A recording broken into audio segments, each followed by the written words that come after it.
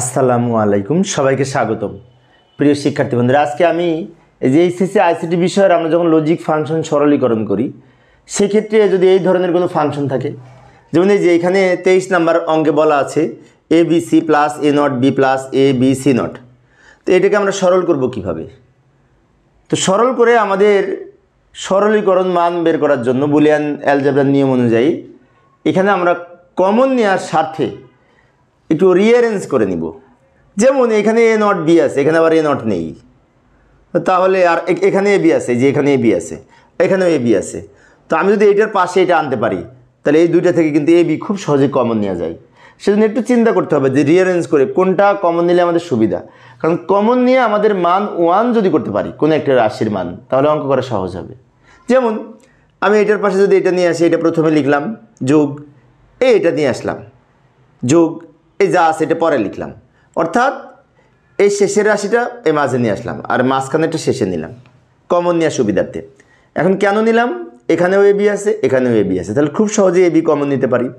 A B যদি common নিই তাহলে এখানে সি থাকে প্লাস এখানে সি নট থাকে প্লাস এখানে এ নট বি থেকে যায়।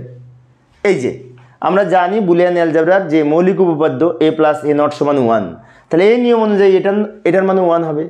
এই যে 1 করার জন্য আমরা মূলত এটা এর পাশে নিয়ে এসে এই কমন নিলাম। তাহলে এখন কি করব? এ বির সাথে যদি 1 গুণ করি তো এ বি হয়, প্লাস এ নট বি রেখে দিলাম। আচ্ছা, এখন এখান থেকে আবার বি কমন যায়, কিন্তু এই যে বি কমন যায়, এখানেও বি আছে, বি আছে। তো বি যদি কমন যায় তাহলে কি থাকে? এ প্লাস এ নট থাকে, তাই না? এই দুইটা রাশি থেকে যদি বি কমন নিই তাহলে প্রথমে এখানে এ থাকে আর এখানে এ নট থাকে। এখন এ প্লাস এ নটে কিন্তু 1, তো এটার মানও যদি 1 হয়, 1 দিয়ে বি গুণ করলে তো বি হবে, তাই না? এই যে লক্ষ্য করি, বি ইন্টু এটার মান তো 1, এটার মান 1, এই যে নিয়ম অনুযায়ী বিকে 1 দ্বারা গুণ করলে বি হয়। তো এত বড় একটা ফাংশনের ফলাফল হচ্ছে বি, আউটপুট বি। দারুণ না? এই তো প্রিয় শিক্ষার্থী বন্ধুরা, এই ছিল আমার আজকের আলোচনার বিষয়। আমি শিক্ষার্থীদের অনুরোধে অল্প অল্প করে আলোচনা করি যাতে শিক্ষার্থীরা বোরিং ফিল না করে। পরের ক্লাসে কি করবো একটু দেখে যাই।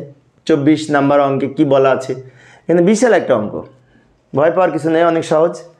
পরের ক্লাসে আমি আলোচনা করব, দেখার আমন্ত্রণ রইল। খোদা হাফেজ।